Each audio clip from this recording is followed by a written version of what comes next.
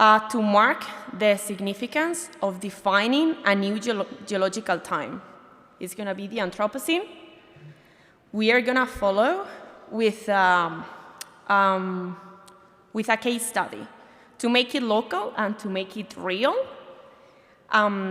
This will be followed, but what will be right now, chapter 3, that is going to be an explanation of why transdisciplinary education is needed in the Anthropocene. And we will finish with talk that will make it personal to us and personal to CIVIS as well. The first speakers are going to be Alistair Skelton from Stockholm University.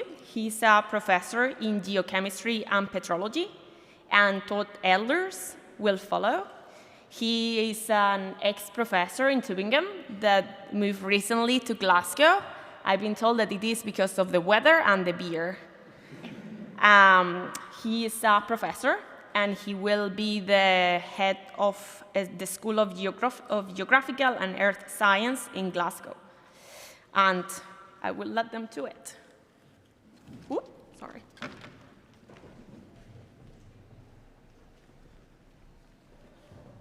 Thank you, Lydia. The last time that you understood what was meant by 1 million years was when you were a child. You were probably 6, maybe 8, depending on which papers you read. None of us in this room are capable of grasping what that means. What is 1 million years? What is 1 billion years? What does it mean to define a new geological time? It's beyond our comprehension. When we were in the age of fantasy, we could still grasp it. It was still tangible. I could still believe in dinosaurs and really see them and really be with them. At my age, despite the fact I'm a geologist, I have no real capacity to feel what 1 million years really means. And that's what we're going to try and do. In the beginning of this session, I'm going to try and set into perspective what we really mean when we talk about a concept such as the Anthropocene, a geological time that humans are defining, a geological time that humans have become geological actors. I want you to begin by, if you've still got hair in your head, take a piece of hair from your head. And I want you to look at it really carefully. I want you to look and see how thick it is. I'm sorry, Andreas. You can maybe take a piece from Lydia, if you ask her. Now, the width of that hair, that's 1 year. That's 1 year. Which CIVIS city is the nearest one to here? Anybody know which one it is? Which of our partners is closest? It's Lausanne. And Lausanne is, on that scale, back to the beginning of the Earth's history. Imagine taking your hair and laying them one by one all the way to Lausanne. That is what we mean by the age of the Earth. That might mean something to you, or it might not do. But I'm going to try now and build another way of looking at time that might just help us. Because actually, the immensity of time is all around us. The Anthropocene, our time, I will come back to. But I want to first set that in a perspective, and I want to set that in a perspective with a picture I took outside my mother-in-law's house in the south of Sweden. And what you see in this picture is the moon, except for you don't. What you actually see is what the moon looked like 1 second before I took that picture. When you look at the moon, you see what it looked like 1 second ago. And that's because the moon is so far away, it takes a second for the light that is reflected from the sun off the moon to reach the Earth. If we take that one step further and we wait for daytime, this is the same beach. And here you see the sun, except for you don't. You see what it looked like 8 minutes ago, because it takes 8 minutes for its light to reach us. We can go further than that. Our nearest star is actually a group of stars, of which the nearest one is called Proxima Centauri. When you look at Proxima Centauri, which you can do, it's not so difficult, or you can at least see the cluster of stars around it. You, of course, don't see that star at all. You see what it looked like 4 years ago. Imagine what the world, do you remember what the world was like 4 years ago? It was before the pandemic. It was before the war in Ukraine. Yet if you were on Proxima, looking back, looking at us, you would be seeing us before that time. We can go further. If we go to our nearest galaxy, Andromeda, you're looking at what Andromeda looked like 2.6 million years ago. That was the start of the Ice Age. You may have heard that the Ice Age ended 10,000 years ago. It didn't. We're living in an Ice Age. We're living between glaciations in an Ice Age. The Ice Age we now live in began 2.6 million years ago. That is the same time as you're looking at when you look at Andromeda. And now, due to a clever trick of gravitational magnification, we can see further. We can see Arandel, a star, 12.9 billion years ago, what it looked like. And then we must ask ourselves a question, because the average lifetime of a star is between 10 and 15 billion years. Is Arandel there at all? But yet we can see it. That's Arandel, magnified gravitationally. We don't have to go much further back to start to reach the Big Bang. And if we represent all the time since the Big Bang, 13.8 billion years ago, passing the formation of the Earth 4.6 billion years ago to today, and we'll just zoom in on our own planet.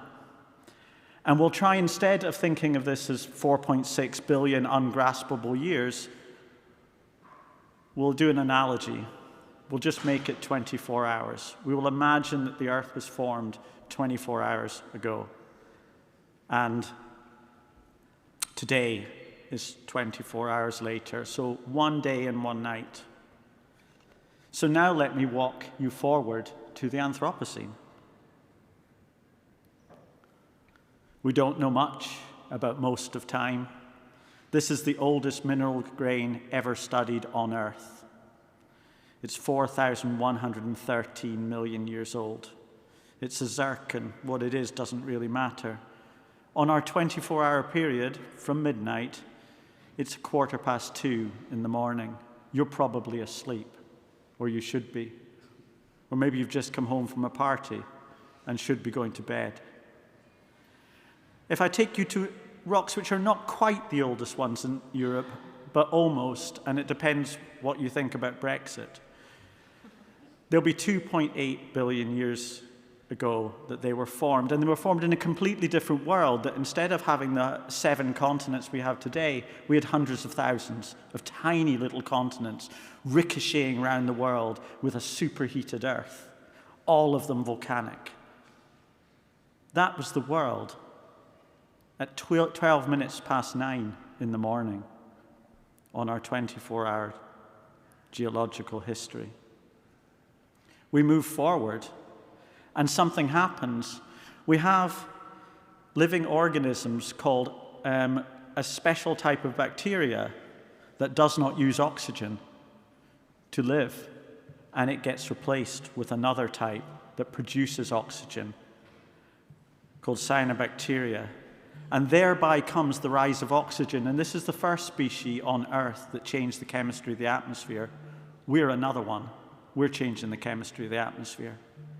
The rise of oxygen 2.5 billion years ago set the stage for life on Earth. It's already 10 to 11 in our day. We're almost halfway through. And we know this happened because we find evidence of these wonderful cyanobacteria in the rocks. Look carefully at that picture. First you see a beige rock, but then you'll see dome shapes. Those are stromatolites. They're the oldest fossils known to humans. and the oldest ones are 3.5 billion years old. They tell us about life on this planet over such a long time. The rise of oxygen changed the chemistry of iron. And 2.3 billion years ago, the Earth was coated in an iron crust. It's 10 minutes before midday. These are the banded iron formations. The chemistry of the atmosphere changed in such a way that it left a permanent layer in the geological record of red and white striped rocks, the iron formations, telling us of a time that everything changed. What will our time leave behind us? What will the Anthropocene leave? When we move forward again, those tiny little continents ricocheting around the world amalgamate and form one. And that continent is known as Nuna, 1.8 billion years ago. You probably don't recognize very many parts of it. I've tried to highlight North America and Scandinavia and parts of Australia. It's India up in the north, if that is the north. We don't know which way up is up. It's 2:30 in the afternoon. And already more than halfway through the history of the Earth, we enter the time which geologists call the boring billion. 1 billion years where absolutely nothing happens. Or it's a time we just don't know. 1 billion years of boredom. And it's not my lecture. It's 1 billion years of real boredom. When we come out of the boring billion, not much has happened. We have another supercontinent. The name's changed, but it looks roughly the same. There's a few minor details that geologists are interested about. It's called Rodinia, and it's already 7:45 in the evening. 7:45 in the evening, we'll be sitting having dinner. We've already gone through most of our day. And then we enter the worst climate catastrophe that has hit the planet. Through a range of geological factors that I don't have time to go into, the Earth plunged into a snowball state. Totally ice-covered, frozen for over 50 million years. 8:15 in the evening. But all bad times do come to an end, and the Earth has a way of repairing itself. And if we move forward in time, almost another 100 million years, the snowball melts, and we see water again. And it's 8:20 in the evening. And this flip of the climate sets the stage for one of the most dramatic events that have happened in the history of the Earth, the explosion of life. This planet is perhaps unique in the solar system, in the galaxy, in the universe, as hosting complex life. We don't know, but it could be. The explosion of life, 541 million years ago, this is when all the fossils that you will not admit that you have in your mantelpieces at home, this is when they were formed, from 541 million years onwards. You all have a fossil collection, I know you do. It's 9:10 in the evening. And we enter the era of life. And the era of life means plants start occupying and the Earth becomes green, and it's quite magical, and the green things turn to coal. And we enter the age of coal. And the first coal that we're burning in the Anthropocene started forming 359 million years ago at 10:06 in the evening on our geological day. And that coal formed for 285 million years with a few pauses. Interestingly, we burned over half of it. You can see why the Anthropocene becomes a problem. We come to something more familiar now, the rise of dinosaurs. All the continents are now together again. It is not Rodinia nor Nuna. It is now called Pangaea, but it doesn't really matter. It's 10 to 11 in the evening, and dinosaurs are ruling the Earth. But even their reign is short-lived as we enter the fifth mass extinction 66 million years ago at 20 to midnight, 21 minutes before the end of our geological day. And why do I show this picture? This picture is from Denmark, and this picture shows a black layer between two layers, white and full of life, marine life, life from the seas. And that black layer, deep within it, we discover an element called iridium, far too much of it, which can only have extraterrestrial origin. It's the evidence for the meteorite that hit the Earth and caused the fifth mass extinction. And if we carry on forward and the world starts looking for more familiar, Pangea breaks up, we start seeing continents moving to the configuration that we know and love. One thing that happens is India collides with Asia, and the Himalaya are born 50 million years ago at 1:45 on our geological day. And the Himalaya rise up into the atmosphere, and because they bring so much fresh rock into the air, that fresh rock reacts with CO2 in the atmosphere and takes it away. And we begin one of the most major events of global cooling that has hit the planet since Noble Earth. The Earth becomes steadily cooler, and by 35 million years ago, glaciers form in Antarctica, and it is now 11 minutes to midnight. And if we carry on forward, the Earth continues to get cool. Antarctica is now white. It reflects the heat, the energy that comes from the sun, and the Earth cools some more. And 2.6 million years ago, the Arctic Ocean freezes over. It's a minute to midnight on our geological day.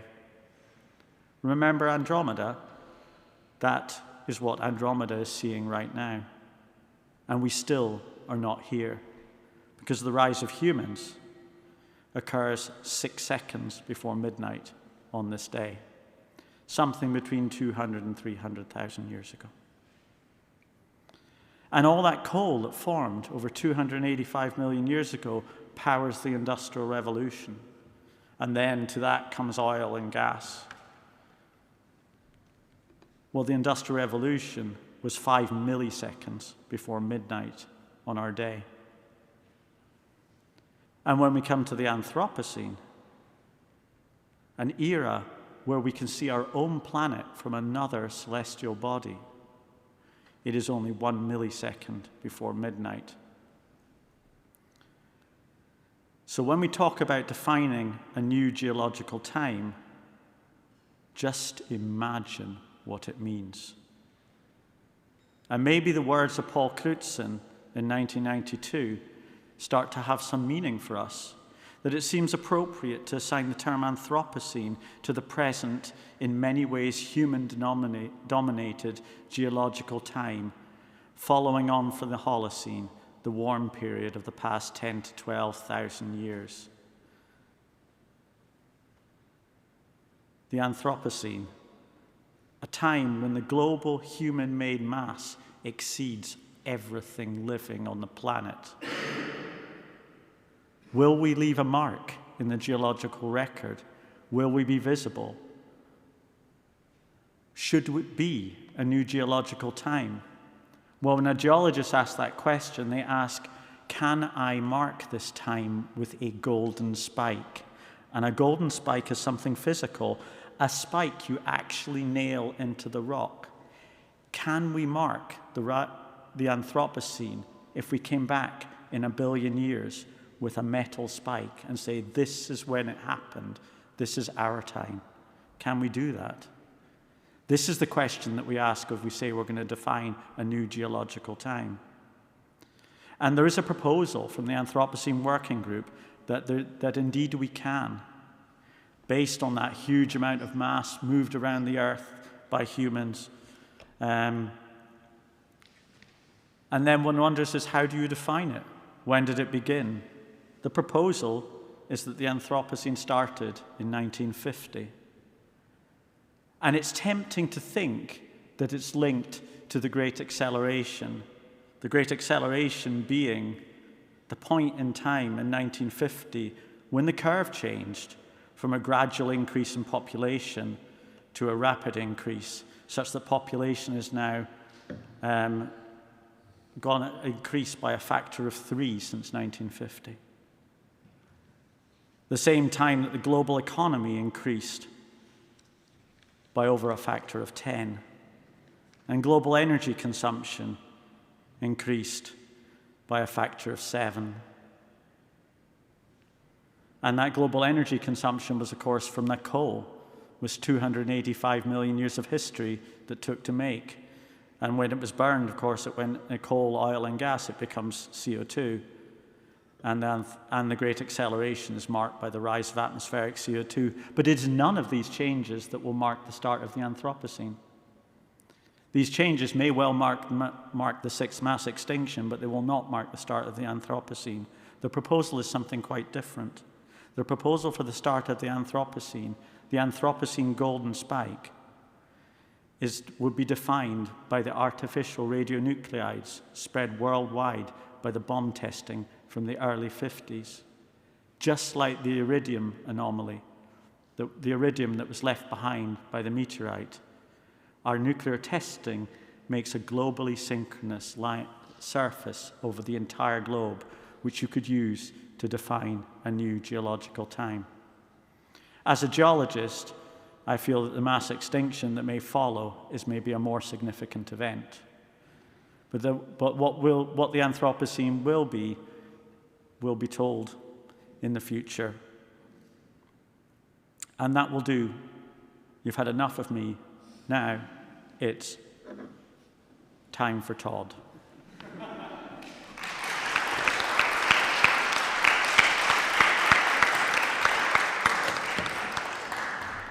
Great, thank you, Alistair. So within Hub 1, we're interested in climate, energy, and the environment, and Alistair has nicely been framing things around the Anthropocene.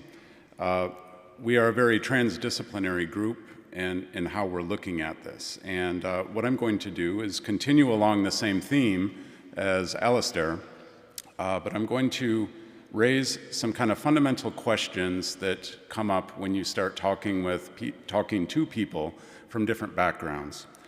And I'm going to give you two questions to also help you wake up and jiggle your brains a little bit.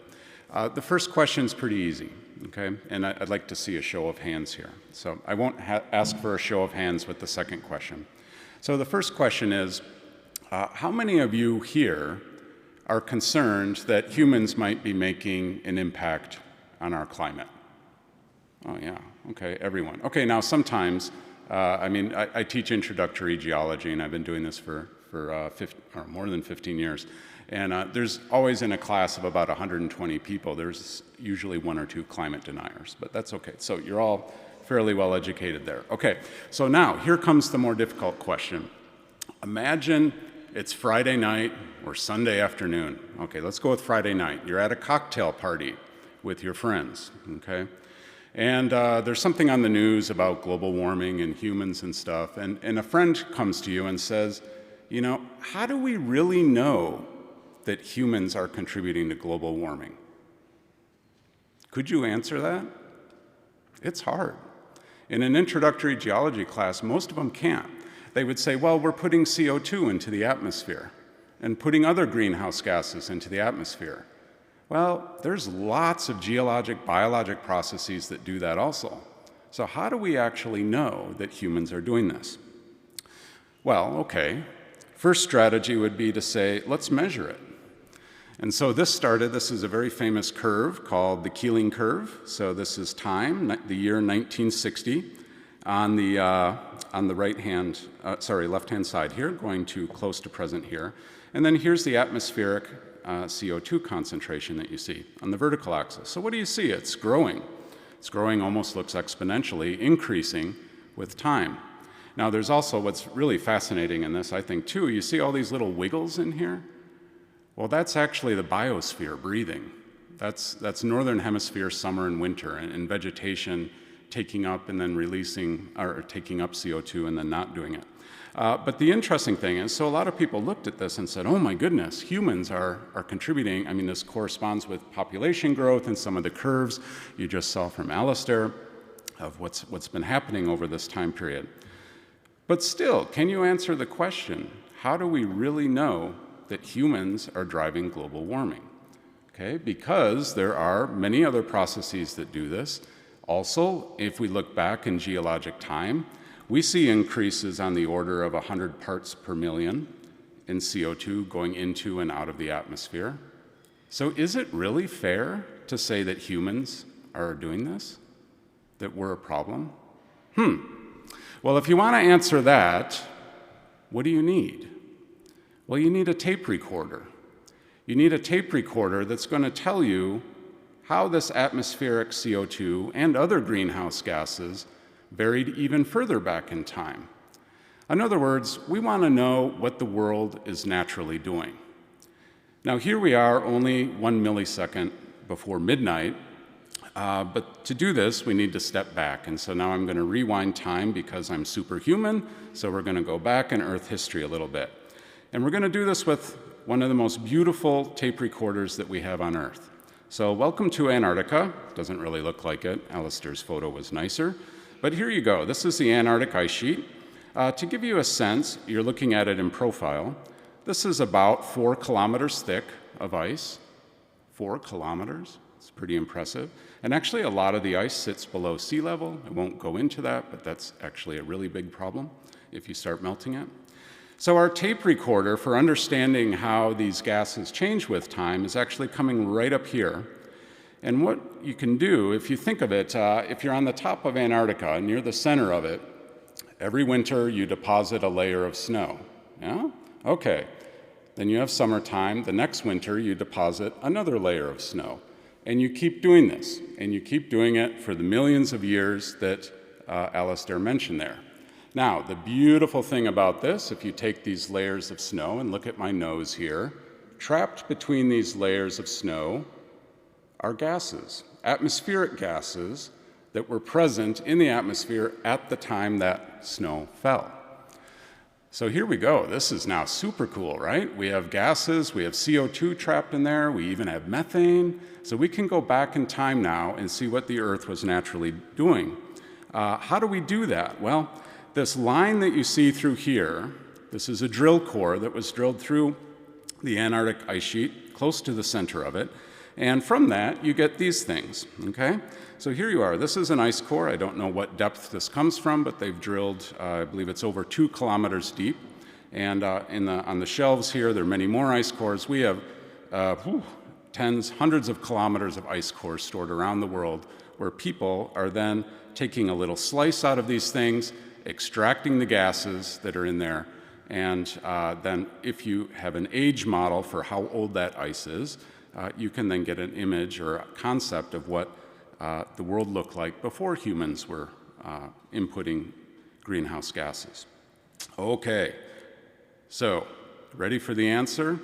Well, it gets a little complicated. Here is what these CO2, so that's on the right-hand side here, and that's this red curve. The horizontal axis here is time before present in thousands of years. So this is the most complete continuous record we have of atmospheric gases, and this goes back 800,000 years, okay? Which is 15 seconds before midnight in Alistair's timeline there. Now also shown in blue, in the blue curve, is through various techniques, we were able to also figure out what the mean atmospheric temperature was above the surface that corresponds to this. But let's not worry about the temperatures right now. Let's just look at the red curve. What you see in this is some sort of periodic behavior that's occurring, right? You've got high values in CO2, then it gets low, high values, low, just keeps going back and forth, okay? And as we move towards the present here, okay, at the last ice age that we have, where 30% of the Earth was covered with ice, that's sitting right around here, okay? Low CO2 levels during an ice age, low greenhouse gases, also cooler temperatures, so you can grow big glaciers in North America and Scandinavia. And then, boom, we start coming out of that into what we call an interglacial period. Okay, so this goes back to around the year 1900 or so, and you notice that at that time our atmospheric CO2 levels were very similar to what we see in the past. So what all these ups and downs actually represent here, and there are actually 8 of them, you're looking at the tempo of ice ages coming and going on the surface of the Earth. And these are, and we see geologic deposits all around the world that we can date to these time periods as well. We know these glaciers existed. There were 8 of them, and what's interesting, let's just pick one here, if we look at from a glacial period here, 300,000 years ago, to the interglacial period after it, the change in atmospheric CO2 over that time period is about 90 parts per million. And if we look on the horizontal axis here, those changes in CO2 are occurring over 100,000 years or so. If we now move towards the present and look at what's going on, in the last 50 years, what you saw in the first slide I showed with the measured atmospheric CO2, you see a huge spike here. Two important things here. First of all, this large spike, this is about 100 parts per million. That's a large amount if we look back in time. It's 100 parts per million, plus it's not occurring over a 100,000 year time period. So what we can say from this, and when we pull in kind of this geologic evidence for the history of Earth's climate, what we can say here are two things that you can use to answer friends at your cocktail party or tell your parents at a dinner party on the weekend. Are humans really making an impact? And the answer is yes. What we see here is that the human or anthropogenic contribution to carbon dioxide is of the same amount or magnitude that we see. It's basically doubled what is geologically happening. The second thing is, which is even more scary for scientists, is that this change is occurring over around the last 60 to 90 years, not over 100,000 years. So if we look back in Earth history, we have no past model, no past analog for that rate of change. And that's when it gets scary, because we don't know how the Earth responds to a very rapid change in CO2. And if I showed you plots for what methane does through time, they look very similar as well, methane variations in the atmosphere. So to answer our question then is, yeah, we actually have really good evidence now as scientists that we're concerned about this. And that is in part what has really driven forward a lot of the concern and the voice of the young people now in Fridays for Future and things like that, because it's become overwhelmingly clear, I should say. That is all I had and all that Alistair and I have on this, so thank you for your attention.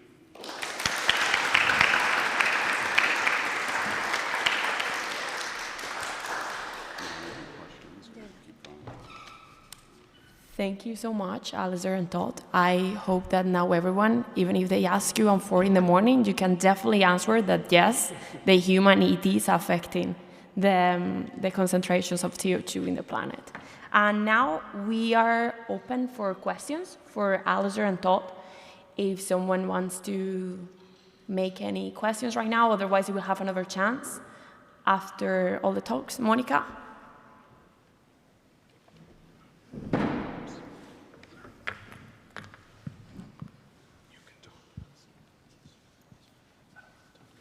Hello, Monica from Stockholm University. I have a question based on what we heard now.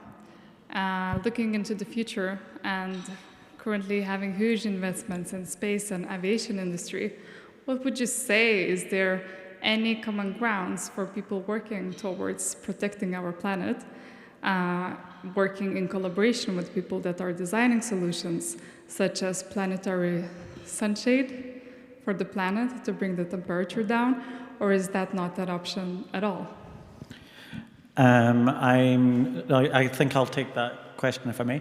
I'm guessing that's referring to solar geoengineering. You're nodding, yeah. I just want to make sure I'm going to answer the right question. The idea of solar geoengineering is that one way or another we change the albedo of the Earth.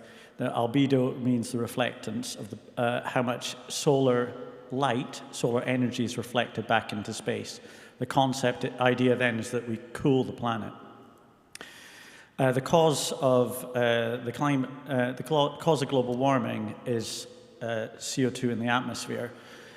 Fundamental problem with solar geoengineering is it's not addressing the problem, which is the rise of CO2. And the biggest concern with solar geoengineering is you lower the temperature and you lower the incentive for action, and then at some point you can't continue, because the main mechanism for solar geoengineering is putting particles high up in the atmosphere, and they would reflect solar energy.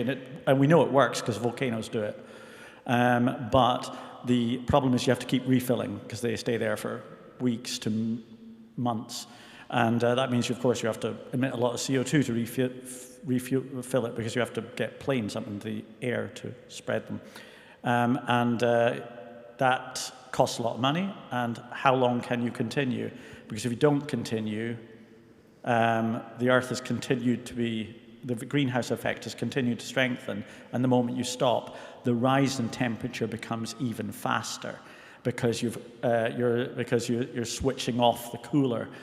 And it's really, really important when talking about the climate not to focus on the number of degrees. It's the rate of change that matters, which Todd explained really, really well. So solar geoengineering is not the way forward. The way forward is emissions reductions. Monique? So thank you for these two really fascinating talks. I'm a historian, so I totally share the joy of geeking out over questions of periodization. So please forgive me if this is a very picky little question. But it's because I understand, as a historian of human lives, I completely understand the concept of the Anthropocene. It kind of corresponds to time periods on a human scale. You have the Middle Ages, and then just roughly the early modern period, high modernity, late modernity, and the Anthropocene kind of corresponds to what we would call late modernity. And it's a decent amount of time already. It's 50 years, or 70 years. But the way it was positioned in your talk, Alistair, this incredibly long scale of time, the Anthropocene didn't seem like an era to me at all. It seemed like a blip, And in fact, I was thinking, is it right to refer to the Anthropocene as a phase of time or an era in the sense of human history, or is it really the event? It's more comparable to the meteor striking the Earth, because it's in this grand scheme of things such a short moment, and you were talking about the golden spikes that you can hammer into that moment, like the iridium was the moment of the meteor strike. And I get it that the nuclear fallout will leave a residue that you can measure even then in the future. But that's not actually what's causing the sixth extinction, right? Is that okay, like methodologically, to have the golden spike on a marker that is not causally related to what came after, which was, all of this? I think that's a brilliant question, and I completely agree. The Anthropocene is actually a geological boundary. It is not I think it's a much better way of thinking.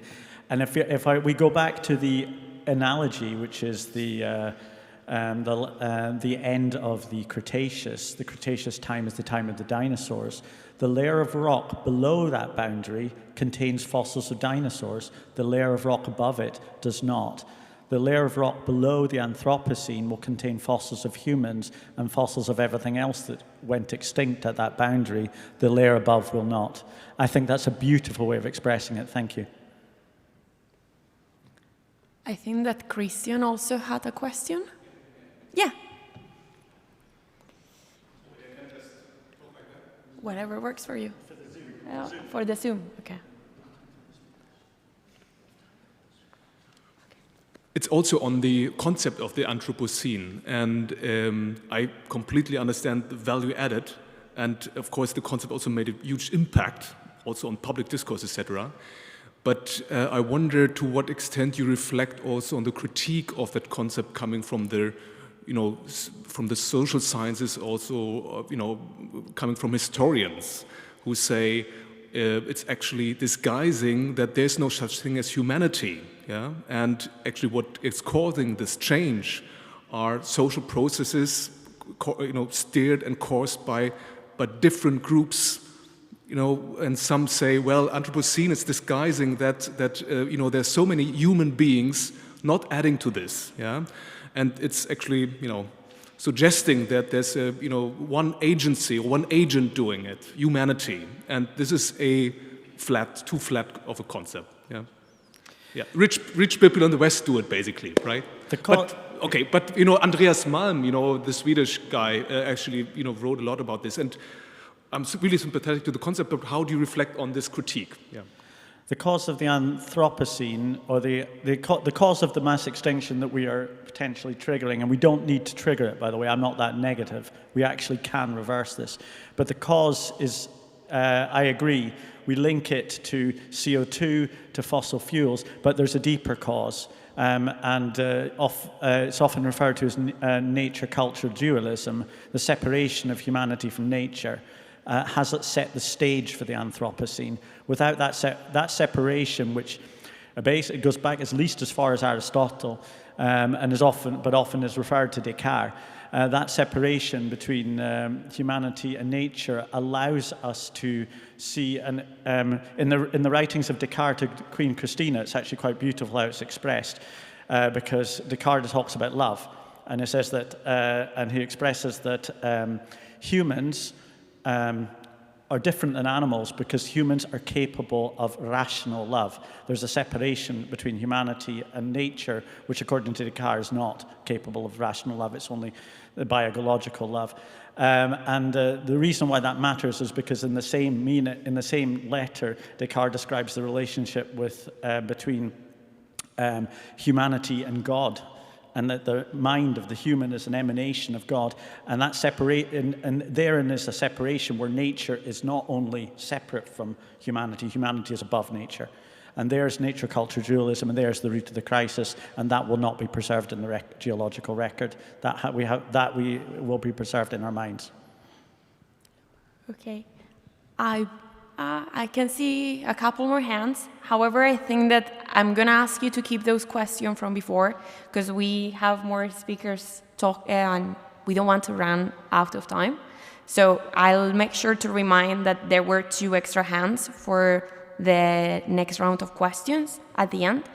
And then we are going to thank again Todd and Alistair for such an inspiring talk. And we're going to welcome the next speaker, that is Andreas Lang from Salzburg. He's a professor of geomorphology, and he's going to talk us about the case study I was mentioning before. Thank you, Andreas. Thank you. That's a great way of teaching. Can you two please always give the difficult part of my lectures first, and I can then focus on the interesting stuff and the easy bits? Fantastic. I've never had that before, that 2 eminent professors tell all the boring stuff and the concepts and the theory, and I can only, I have the option now to go into a case study and bring the whole thing on the ground and look at how the Anthropocene actually works in our environment. And I'll try to bring you to a place that probably some of you have been, because it's very easy accessible, the Kitzsteinhorn. And this is where the case study will come from. But before doing so, all of you will have heard about the 1.5 degree agreement and the idea of a large body of scientists and then politicians, lawyers, that found that the 1.5 degrees are so important that we really have to change the way we live, the way we operate, the way we do industry and business to reach that limit. Unfortunately, we failed. I think also that is clear, and we will not be able to reach this 1.5 degree target. On this graph, you can see, besides that line at 1.5 for the Paris Agreement, a couple of other lines that are much more probable, and that probably will, depending on our behavior, be the concentrations of CO2 in the atmosphere and the warming in the coming years. But 1.5 degree is a strange concept. It's a global average. And the average is a statistical thing that's difficult to grasp, okay? The average person in the CIVIS community is 1.72 meters high. What does this mean for you? Nothing. What does it mean for you? Okay? So it's an average, and it's a global average. And we don't live globally distributed. We live here and now. So what's it mean for us?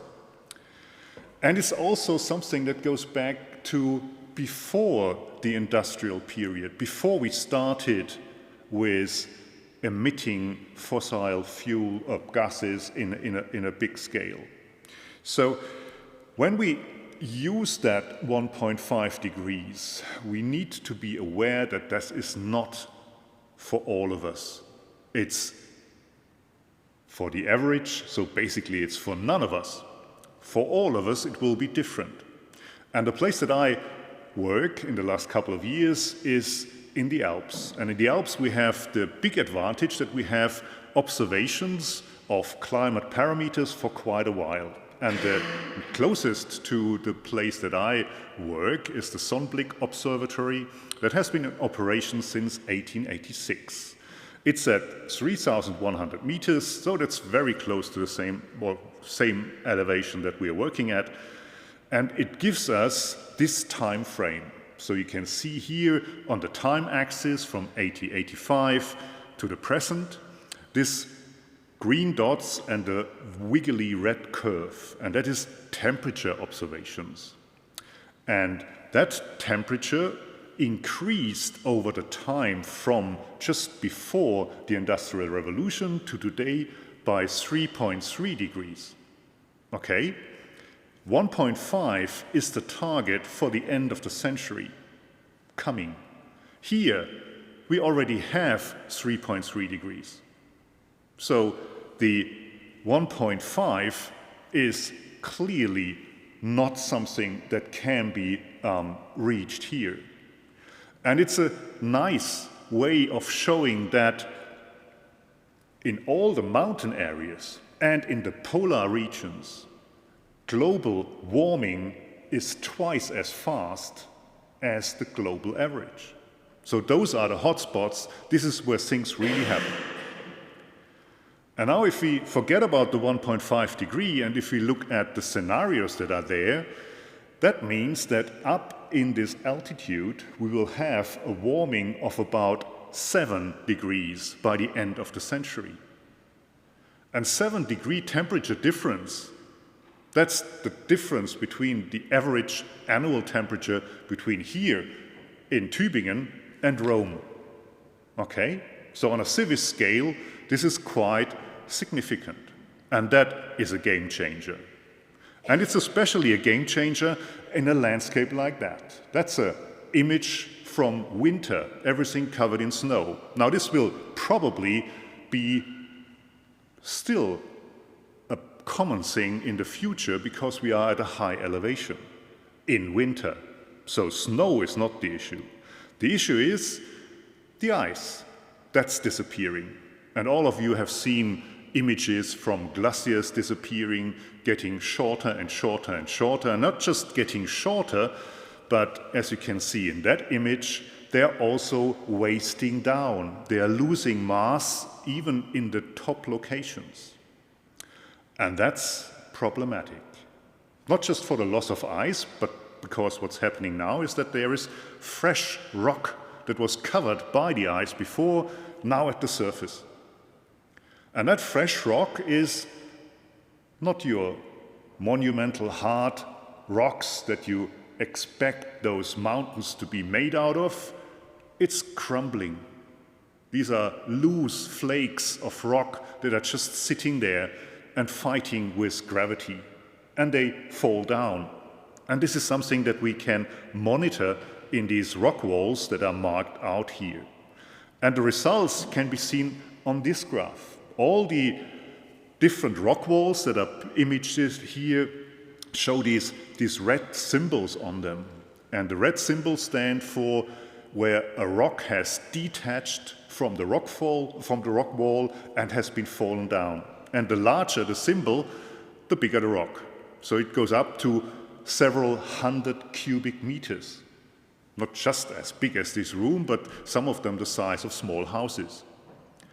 And you don't want to stand below that if one of those detaches, okay? It has another issue as well. So the glacier detaches from the rock, and you can see on the right, the guy in the image, he stands on the glacier, and next to him is the rock wall. And between the two, there is a gap. It's a void. And for the first time, we can now go into the void, and that's on the left image, where you can see people installing instruments in that void. We can now go in there, we can measure temperatures and pressures, and we can understand better what actually happens when the glacier disappears and these rock walls are exposed to the environment for the very first time. Okay, that's the example. Why is it important? Who cares about that rock falling down? Come on, maybe a skier who is up there. And yes, this is a touristic place. And I'll show you why it does matter, and not just for individuals. That's a map of the area, and you can see the Kitzsteinhorn a bit in the center, and then around it you can see black lines. Now these black lines are the infrastructure for skiing that was brought up there, was built up there. It's a multi-million-dollar business. And then you can see all the red lines in there and the lakes that are there.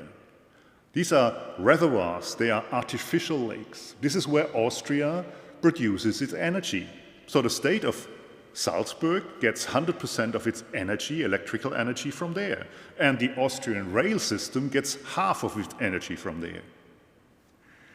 And that now makes things tricky, because it involves quite a number of people, and also the highly protected national park, which is just to the south of it. The tourist industry, they are currently, or they have started as a all-year skiing area. And that worked well up until the 90s, 2000. And then it got tricky. And now the industry is quickly transforming. And that was interesting for me, because I haven't worked with industry much. I always thought they are dinosaurs. They can't change the things they do. Oh, yes, they can. And they are extremely quick. Now they've stopped skiing activities in summer. It's just not worth it anymore. They have skiing, but only in winter with the snow. In summer now, they attract people from mainly Arabian countries. They come and they enjoy the cold temperatures. They enjoy the snow that they still can see up there. And in future, they are planning that they attract the heat island escapees from the towns in Central Europe. Just imagine the town of Vienna, already now 40 degrees centigrade in summer, ordinary temperatures. +3 or 4 in average means that they have weeks, 4, 6, 8 weeks without rain, but temperatures way above 40 degrees. And in your holiday, these people don't go back to Mallorca as they did in the past and sit on the beach and get even hotter. They want something cool. Here's the place. And the industry is foreseeing that, and they're catering for it. Power generation is another issue. Hydropower is one of our big helpers against the CO2 emissions. But what's happening here? They heavily rely on the snow melt as a source of water, and that's disappearing. They can use water, yes, but the water now brings all that loose rock. And if you have the loose rock in your lake, then it fills the lake and there is no more storage capacity for the water. And that's tricky, and that's really the problem now for the whole of the country and the adjacent countries who use that energy supply. And the national park, well, they are there to protect nature. But that nature is now crumbling. And even more important, they also are there to educate, so to bring people in these regions and to study nature. And that's no longer possible because all the mountain passes that they have in the higher parts of that national park are closed due to rockfall and due to instable slopes. So a number of issues locally here that we can study to better understand the problems and the issues that we get due to the Anthropocene and the warming. And that's not just an applied issue here, but it allows us for the very first time to look at these things in detail because they matter for all the other mountain ranges as well.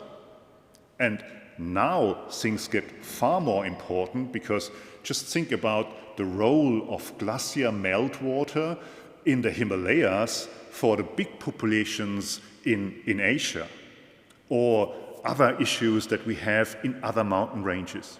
Here we have the infrastructure. We can go easily and study these things, and then we can translate that information to all the other mountain ranges around the globe. Thanks for listening.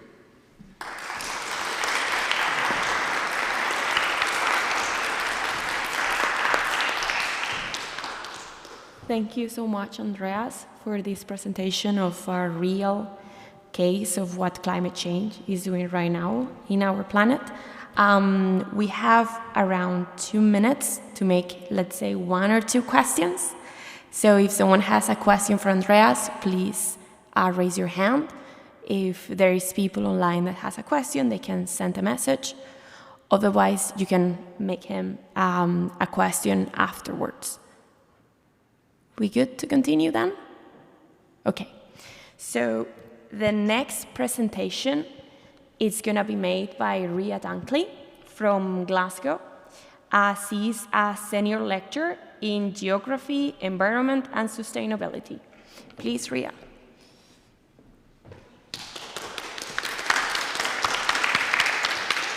Okay. Hi, everyone. So my work is actually in a field called eco-pedagogy. So it's all about addressing that nature-culture dualism that Alistair talked about. So I was invited into CIVIS to join the team really because of the capacity for education and community engagement to be a big part of the transition. So we know what's happening, and now we need to figure out what to do about it. And so to do that, we need transdisciplinarity. We need to work together as disciplines, and we also need to work beyond academia to involve people in communities. So that's what I'm going to talk a little bit about today. And I really want to highlight that we are on a journey in terms of this. This is very new, I think, in terms of time scale. Transdisciplinarity is probably the last 6 milliseconds in terms of academic time scales.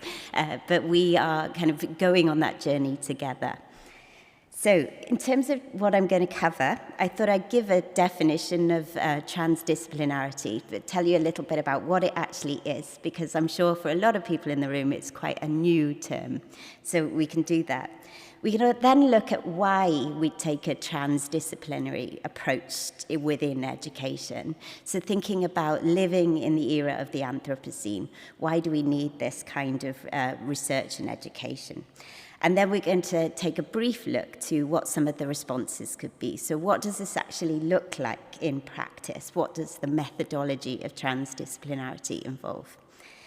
So to begin with then, the key things to note about transdisciplinarity is about it's going beyond the disciplines within which you work, which is quite scary for a lot of us in terms of we're often our identities are very attached to our disciplines. So it takes a little bit of courage and leap of faith to go into that unknown space.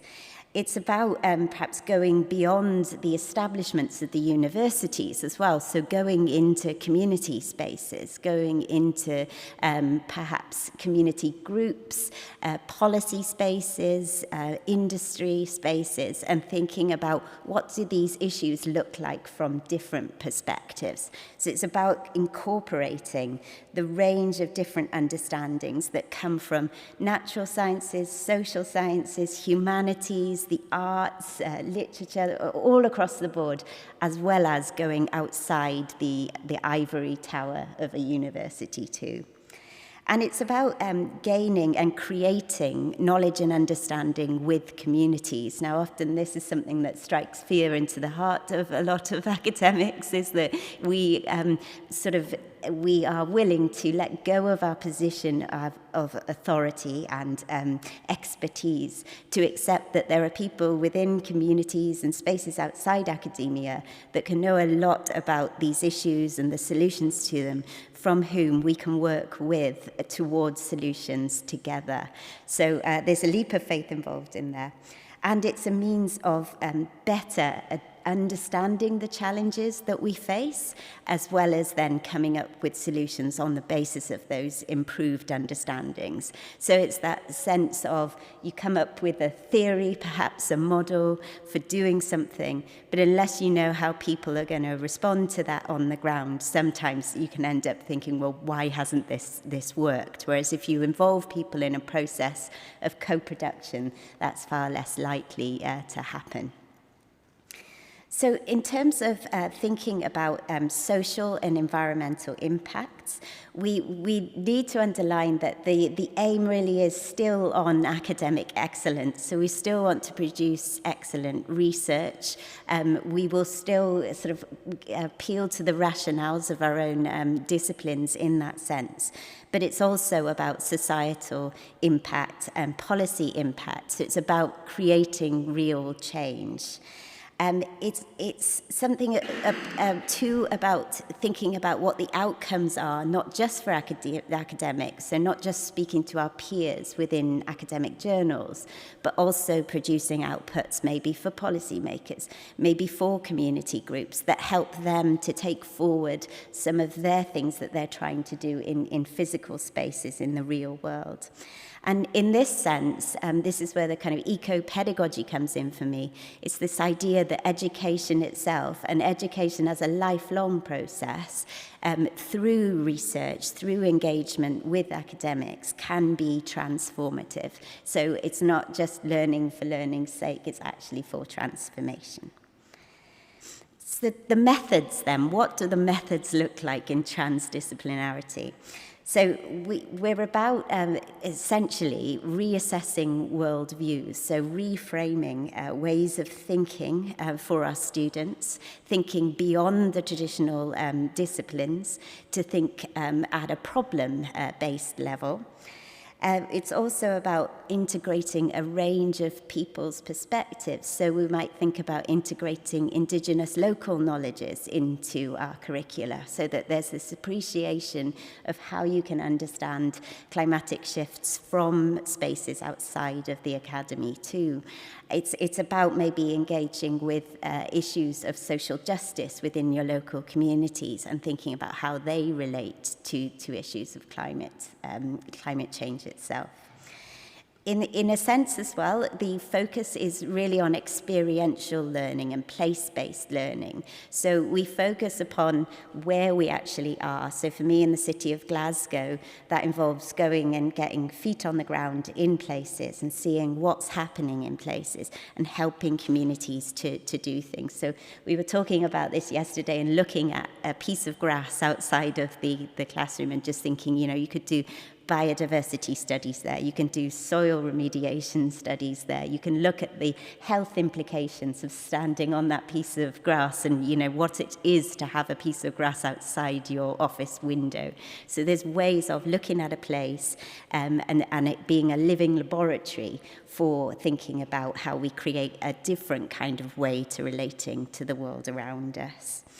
We then, within that, in terms of those kind of broader things, we can think about how we come to understand what's going on for students in that experience. So can we look to do things like participatory action research, where again, we get rid of our sort of position as the expert in the room to sit alongside people. So in Glasgow, when I'm doing my research in communities, I'm making the coffee at the beginning of the day and going out and helping people being completely comfortable in that space of being a community member, whilst also involving people to join me as co-researchers within that space too. So I think there's a lot of barriers to be kind of broken down in transdisciplinarity too.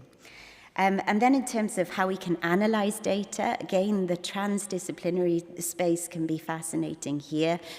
In social sciences, we're now using different techniques, collaborating with data scientists to think about how we can analyze sentiments that are coming out within the photographs that we're looking at, for example, is something that, that we're recently exploring. And so there are a whole sort of ways of which we can think about doing social science, understanding things in really in-depth ways through kind of interviews, observations and things, but also the transdisciplinarity aspect perhaps makes it possible to scale up what we're seeing in these spaces too. So this slide I originally had titled of what transdisciplinarity is not, but I've just kind of said here that there are some key things I think that we need to know, which is we need to learn from each other and be willing to learn from each other. And you'll see me furiously taking notes when I'm listening to my colleagues, because I need that basis of understanding before I can go and communicate to other people, you know, why we need this transition. So having that learning from each other and having the respect for each other's disciplines is incredibly important too. So I think there's a sort of an understanding that needs to be there of the traditions that underpin, but then this willingness to go beyond it in the context of a climate emergency. So we're not, it's really important as well that we don't diminish each other, perhaps in unintended ways that can happen in the different spaces when we're very allied to our disciplines, and that we explore and understand different ways at which knowledge can coexist. So that goes the same for Indigenous local knowledges, you know, ways of understanding in the local community, trying to think how can we allow for that merging of concepts. And then crucially, we don't coerce or co-opt each other in our work. So a problem I'll often hear from my artist collaborators is that they're asked for things like, can you draw a line on this bridge to identify that there's been sea level rise or that there will be sea level rise? Really kind of simplistic things to represent the work of another discipline, whilst not actually recognizing that that discipline itself has its own ontology and epistemology and way of making sense of the world. So I think there's a lot of work to kind of be done of unpacking that at a beginning level. So just to think about the climate crisis in particular and why transdisciplinarity might be a good way of approaching things. I've got this quote here which really just emphasizes the fact that seeing things in the traditional boxes, as we have done historically, of separating them out amongst disciplines, isn't working for us in this context. So it's that nature-culture dualism, coming back to that again, separating out kind of has its benefit in that it allows you to isolate something and really focus in on it, but it's had a lot of unintended consequences as well. And in terms of the climate emergency specifically then, this moment that we're living through, we're thinking about education as being a space in which it needs to be much more action-orientated. So a place where young people can get involved, and action research can be a really powerful way of doing that. But this is very rarely happening in education programs so far. So again, as I emphasize, we're on a journey here. We need to learn how to do this effectively, how to do it rigorously.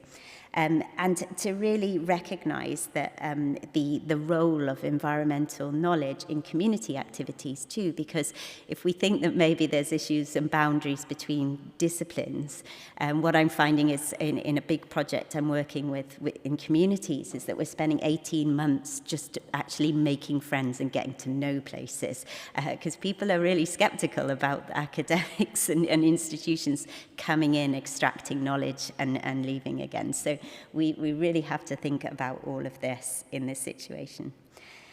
And the other sort of element that we really need to highlight of why transdisciplinarity, why now, is that these issues are incredibly and inextricably linked to issues of social and environmental justice. So this happens at a global level, but also at a very local level. It will be the communities that are suffering from the greatest disadvantages that are first hit by climate change. It's the communities, perhaps, on the coasts of Scotland where they don't have great masses of resources and amenities that will really be impacted upon when flooding occurs. So we really need to think about this idea, which is a bit of a mantra in the community development world, which is nothing about us without us. So actually that engagement is very important early on. And also there's this element of, when you think about people like Greta Thunberg taking time off school to do something that she felt was important to protest against inaction on climate change, that there's an incredible mass of people who are experiencing eco-anxiety and climate anxiety. And the most powerful treatment against those things, I would say, is action, is feeling like you're doing something, even if it's a really local scale, and so that can improve students' health and well-being, as well as just the experience of often this involves being outside, and so that can be incredibly beneficial too. So I just want to say, just before I finish off, something about transdisciplinary research for learning, and to share with you a live project. So this is the Gallant project, which is in Glasgow. We've got 90 academics from all different departments working together in the university, a range of postdocs, a range of PhD students. And we are really trying to take this living laboratory approach within Glasgow to think about how you make a transition at a city scale. And I lead the community collaboration work, and here are some of the pictures of what we've been doing with communities. So we felt that a way of actualizing the respect that we felt for communities and what they were already doing was to map what was already happening related to our science in the communities. So it was active travel stuff in terms of the biking initiatives that were happening in places. It was the community energy initiatives that were happening in places. It was the efforts for circular economies to be implemented. And so what we've done is we created a map. We did photo walks with communities and had 7,000 pictures taken on different themes around the area, created a physical map, and then got the map illustrated. And now it's being shared across Glasgow with a little QR code so that people can keep submitting. So that really is a way of us kind of baselining what's happening. And then the next step is from September, we'll be starting actual community science in places with people where we work together to define the questions. So I'm just going to leave it there. But thank you very much for listening.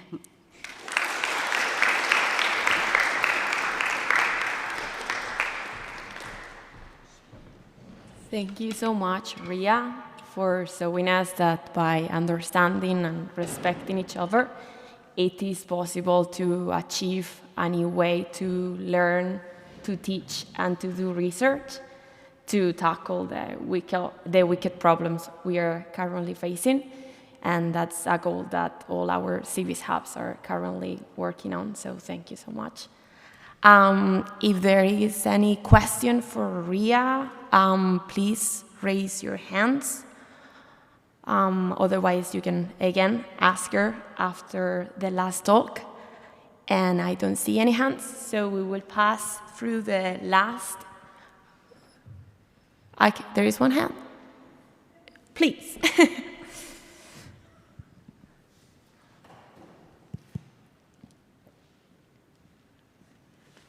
really a highly interesting project, long-term project, I gathered. Do you have students involved already, and how do you keep them on the project? Because this is not just a term, right? And that would be highly interesting because we have experience with various similar things, and students who take part afterwards always thought it was brilliant, but it was a lot of work. So how do you do it? Yeah, so in Gallant, the main focus is on PhD students at the moment, though we have had people approaching us, interestingly, from other disciplines, from medicine, actually, to think about providing the students with an opportunity to do this really in on-the-ground work, to look at issues about kind of personal health related to planetary health. And I think the struggle with that as well is that it's not always appropriate for students to be in that work because, of course, the process of coming in and then withdrawing can be problematic to building trust, and they really need to have the opportunity to really engage with what community work involves before going into that space. So at the moment, where we are with it is we're nurturing the PhD students. I have a PhD student looking at community energy and getting involved in long-term projects there, and then carefully thinking about this question of, for undergrads, what's the best model and how can we support them to have the knowledge that they need before they go in. But yeah, it is an incredible amount of work as well. I'm making tea and coffee for everyone too. Any other question? I think I'm not skipping anyone right now. Okay, so we are gonna pass through the last, but again, not least, presentation. It's gonna be done by Gudrun Seigel. I hope I got that right, from Salzburg. She's an assistant professor at the Department of Legal Theory, International and European Law, and she's gonna take the stage now.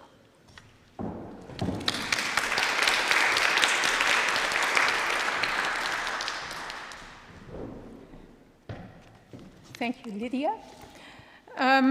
So my topic for now is barriers and enablers to transdisciplinary education. And I will exemplify these barriers with the work of Hub 1 on our transdisciplinary master on climate, energy, and environment we are working on.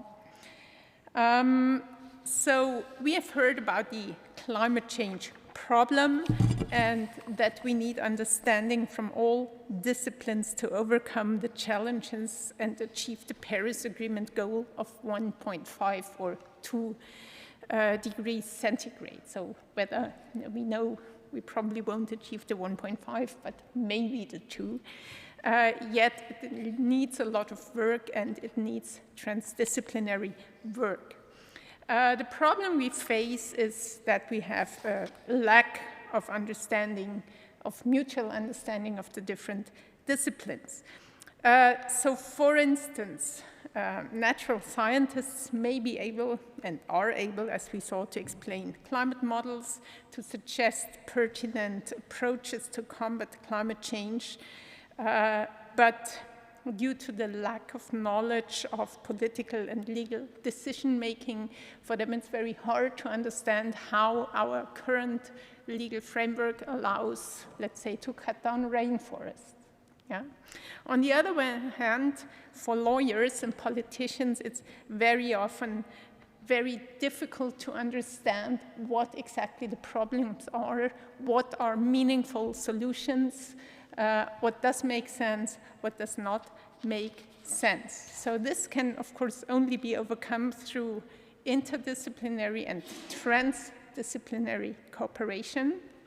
So we need to understand the problems other disciplines face.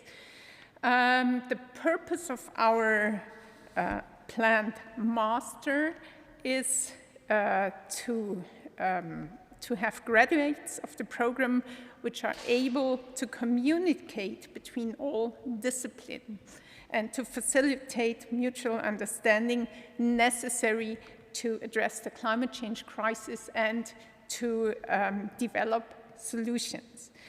Let me briefly show you how this master's program will or should be structured. So we started from the Bologna model with 4 semesters and 120 credits.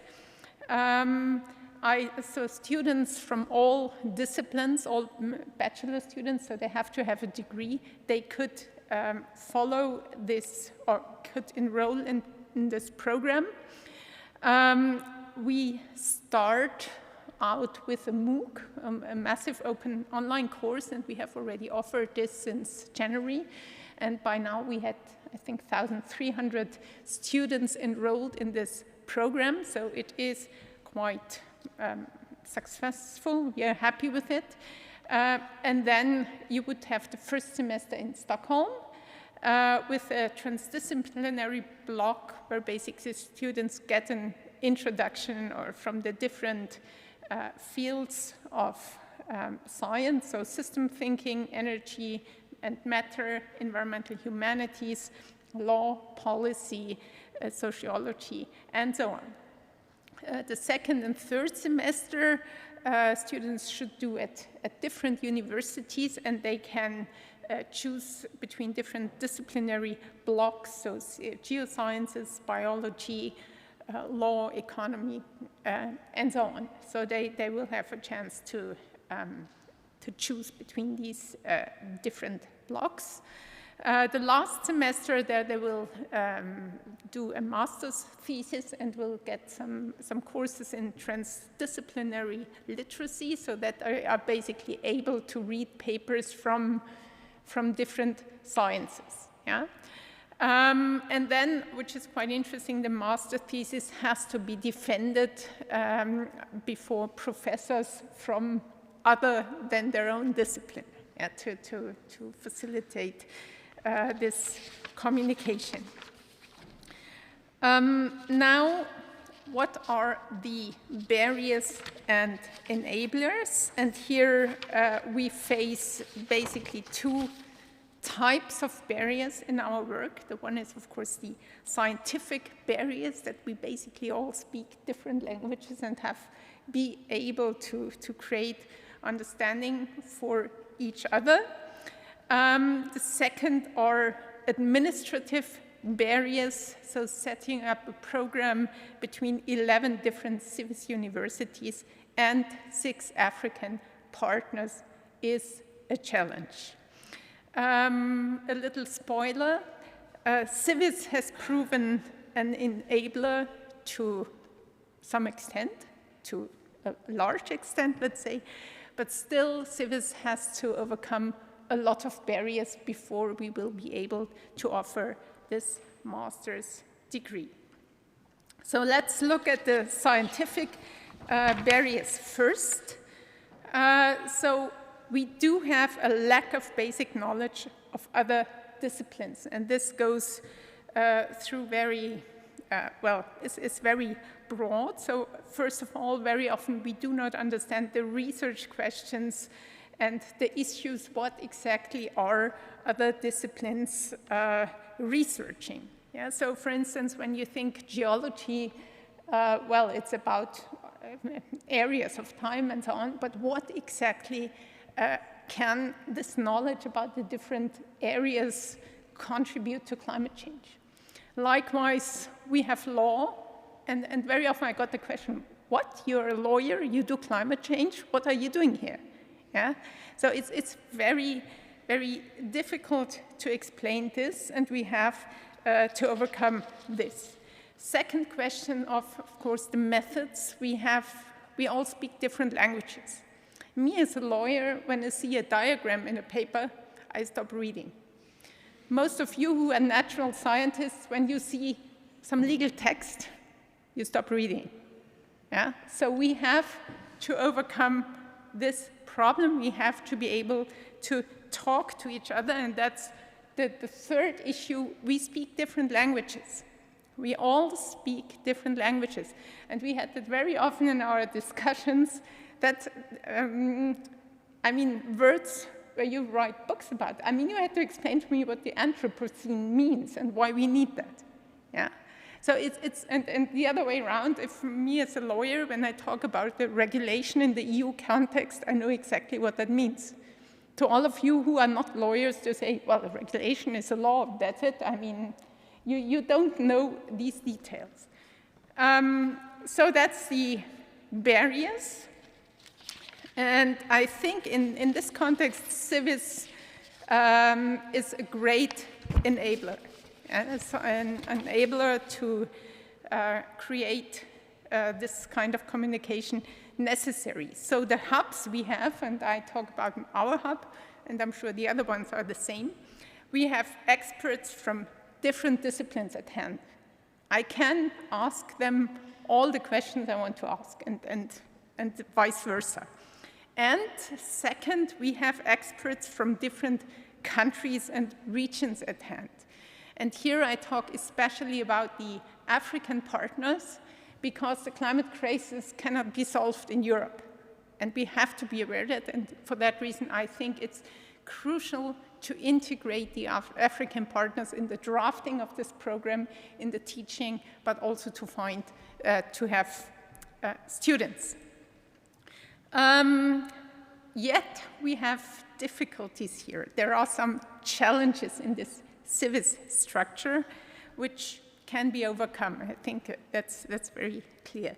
So first of all, it's difficult to find specific persons. For me, coming from law, it's difficult to find people having the same interests in international environmental law from other universities. Yeah? It's also, so we could definitely have some improvement here in creating this network, same as with cooperation with other hubs or other CIVIS, CIVIS entities, so to speak, that we really know better who does what and how we can cooperate. And this especially also is relevant for the administrative barriers I'm going to talk about. We have a third problem, of course, which is the staff, who is changing constantly. We are not always lucky, as we have it with Todd. Now he's in Glasgow, so we can continue to cooperate. If he had changed to some other university, we may have a problem. And last but not least, of course, the flow of information within CIVIS universities could be improved. So what could be a solution? Definitely better communication, and maybe also kind of a database. And we have discussed that once. It may not be very, well, maybe not the best solution to create an additional database, but maybe use ResearchGate or some other database where everybody is on, and simply add CIVIS or something. So that would be a very practical solution in this regard. Administrative barriers, and these barriers are huge. And this is really a challenge for our program. So even if we have the best program, which makes a lot of sense, but then we have several administrative barriers. So we have different national and university requirements for setting up a master's program, and this is really different in every European university, and I'm sure different again in all the African universities. We have differences in awarding ECTS credits to courses, and I realized even in Salzburg, we have entirely different practices at the different faculties and departments. So how do we do this, and how do we then ensure that other universities will recognize courses from other departments? Next question, where will the students be enrolled? Yeah, so this is not clear either, but it will have an impact on the finances of the universities. What form of degree will be awarded? Which universities will award the degree? that's something which students definitely want to know as well. We do have several financial constraints, of course, and one specific question we need to know as teachers, for instance, does teaching for CIVIS count for your teaching obligations? That's a question which is entirely different in all universities. And last but not least, the question is how do we integrate the African partners? Can students spend a semester at an African university? The other way around, how can we integrate them in the teaching obligations, and so on. I think this is something which needs to be addressed within CIVIS to be able to bring the work further, to be able to complete this master. It's important for students to know what is this program, how does it work, where will I get my credits, which institution will award the degree to me.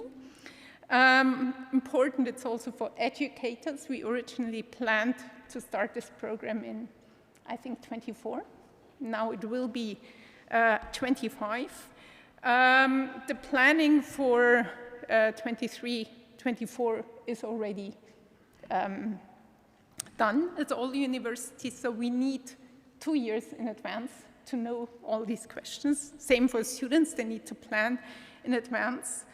And of course, it will also be in the interest of CIVIS to ensure that we can fulfill these deliverables. I think that CIVIS is able to do this. We know, I mean, we have all these different institutions working on these questions. And it would be very helpful to have a clear instruction or clear instructions from CIVIS, of course, and maybe we even need to communicate with the Commission to have a clear regulatory framework in this regard. And of course, what we also need is clear guidance on how African partners may participate. Thank you. Well, that's all for now. That's the issues we talk about in the hub, and yeah.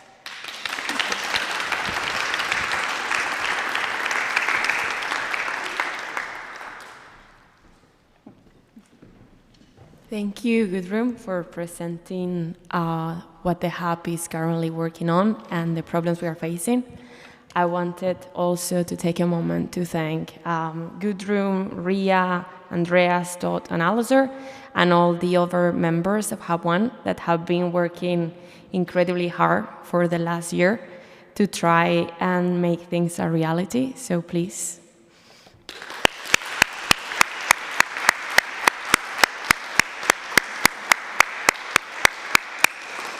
And now I want to open the floor for questions for Gudrun.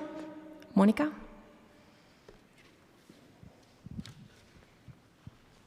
Hello, it's me again, Monica from Stockholm University. I was wondering about integration of African partner universities, because I was taking some time ago on one of my master's degrees in global health care. And that was organized by a couple of universities in Sweden, not Stockholm University. And we had a cohort of students based in Ghana, online connecting, a cohort of students based in Sweden at the university campus, and some students based all over the world. So basically everything was online, but partly on place if you wish to do that. So, and that was a very eye-opening experience for me personally. It was a very interesting program. And my question here comes, what is the main challenge of integration? Because I know the funding is a big challenge when it comes to, for example, having summer schools or BIPs, but what are the other challenges when it comes to having these collaborations with African partners?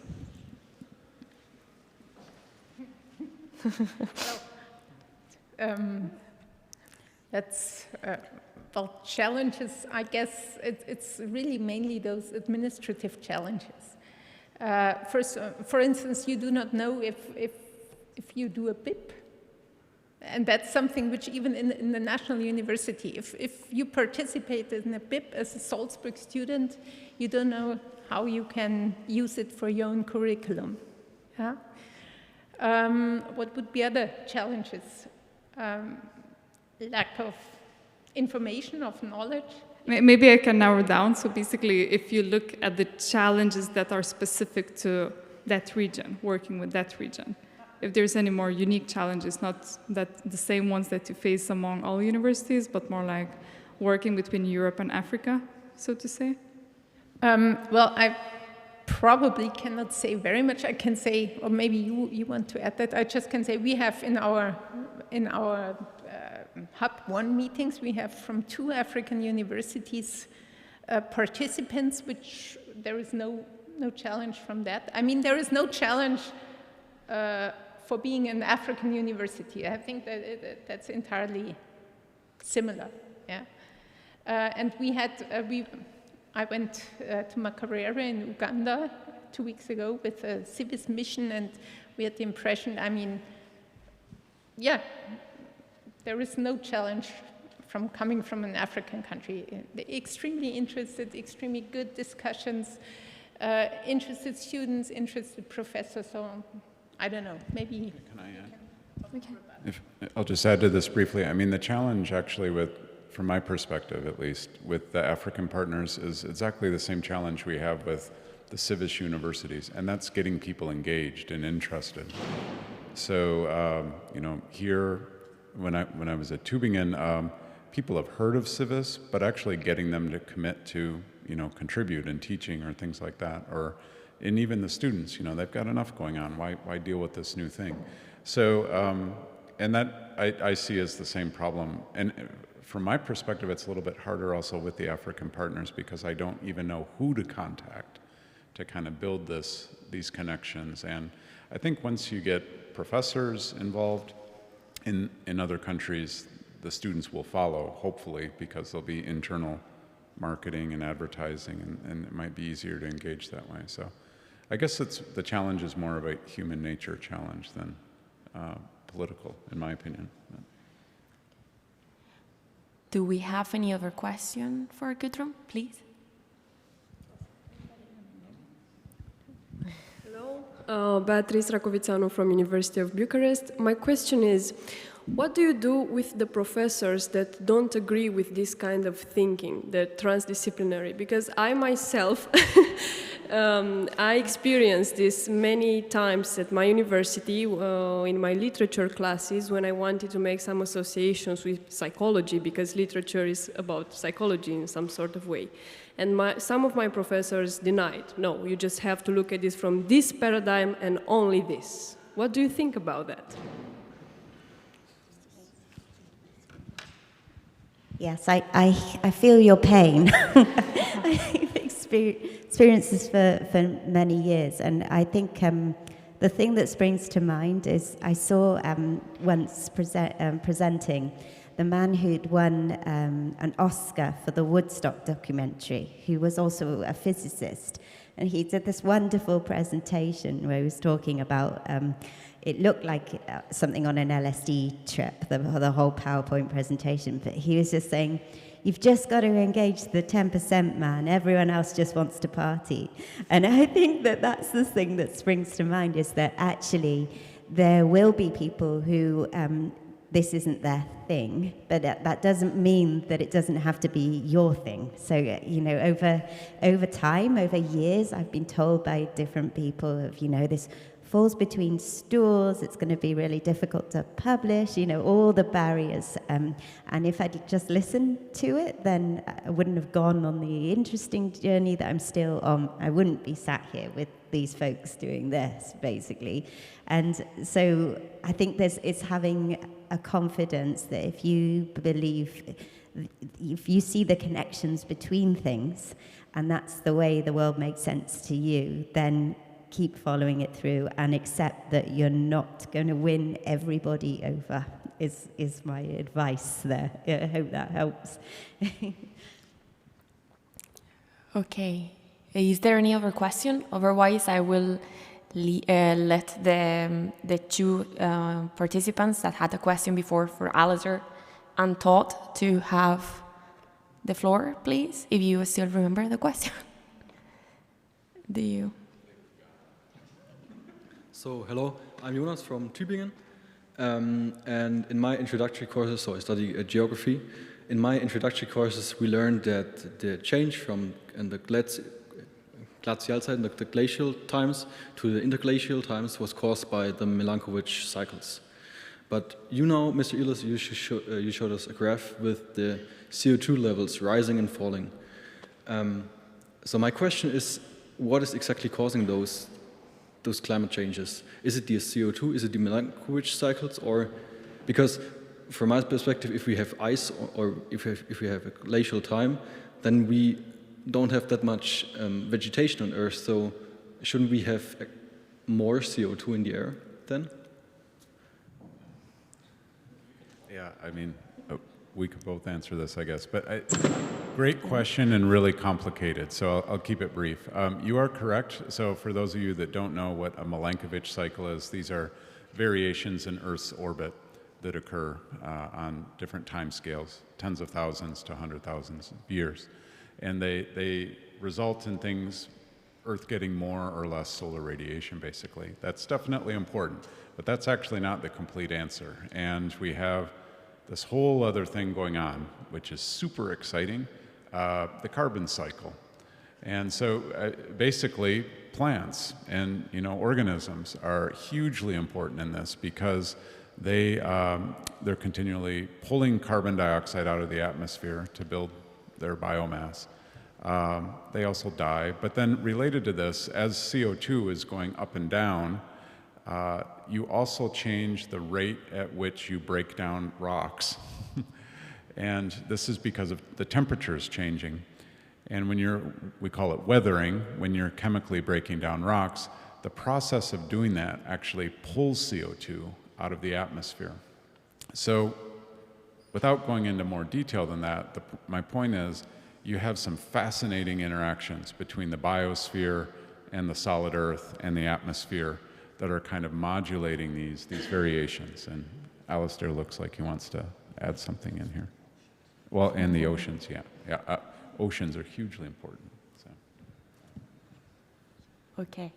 Now I'm going to let the other participants, please.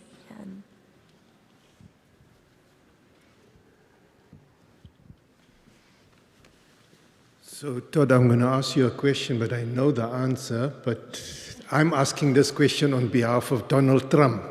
Oh. So he's going to say that that last graph that you showed the carbon dioxide going up, but it didn't show the temperatures going up. So where is the link between the temperatures going up and the carbon dioxide going up? Because it wasn't shown on the graph, so why did you not show that?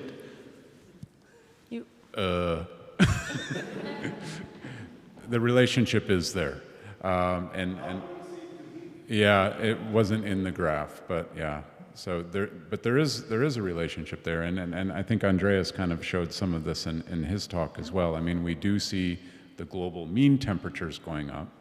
Yeah. So I didn't make this graph, just to qualify. So and this last little rapid increase comes from a different data set than from everything else on there. So actually that last little increase that's from humans is the data set I showed in the first slide from the Hawaiian Observatory. So, but if you did plot temperature on there, it would be going up, and the global average would be, what are we at now? About 1 or 1.2, depends. And then, of course, locally changes much bigger or less even, so, yeah. No, but to get to your original point, the Donald Trumps of the world, that's a classic example of time scale. And that's in part why Alistair set things up the way it is. And when you're dealing with many politicians, their time scale that they think on is the next election cycle. And humans, maybe we think on the time scale of our children and what might be good for them or so. But you can't tackle these problems or you can't comprehend them, I should say, without thinking on these longer time scales, which is why we think it's beneficial to kind of have that broader context. Okay, Thank you so much. I am now going to close this session, so if anyone have any other question, I will make sure to keep them here for a few extra minutes so they can reply. But we have dinner scheduled in less than an hour, and I don't want to keep anyone longer than necessary. So thank you so much for being here, and thank you to our speakers for being here with us today as well.